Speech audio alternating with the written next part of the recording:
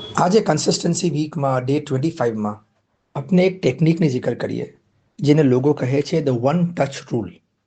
One touch રૂલની માના કે અક્સર આજના જમાનાના અંદર ઘણા કામો આપણા સામે આવે છે.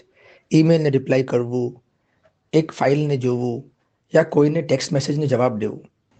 ઘણી વખત આ ચીજો આપણે ડિસ્ટ્રેક્ટ બી કરે છે.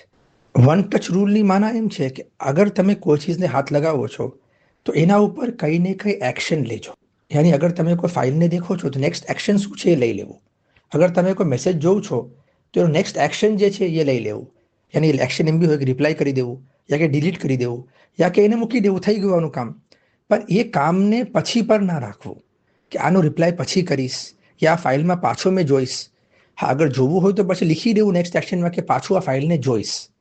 હરેક ચીજ જે આપણે હાથ લગાવીએ છીએ એને એ ટાઈમ પર વન ટચ કરીને એને નેક્સ્ટ એક્શન તરફ મૂકી દેવું. આ ચીજ કરવાના સબબથી ઘણું જિંદગીમાં કન્સિસ્ટન્સી રહે છે. એક સ્મોલ ટાસ્ક ખાસ સતન હોય એને 2-3 વાર 4 વાર દેખવું, એકદમ સોચવું, એના અંદર આપનું ટાઈમ ઘણું ઇસ્તેમાલ થઈ જાય છે. એક બુક બી છે જેનું નામ છે ગેટિંગ થિંગ્સ ડન. એના ઓથર ડેવિડ એલન છે.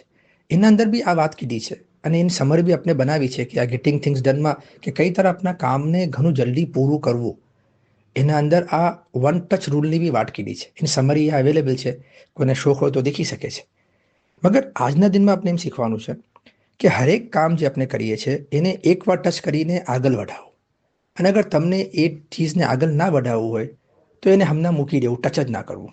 ટ્રાય કરજો આજના દિનમાં, ઘણી ચીજો તમારી હલ થઈ જશે. અને બને તો બીજાને બી શેર કરજો તાકી એ સગલાને બી ફાયદો થાય. શુક્રન જઝીરન.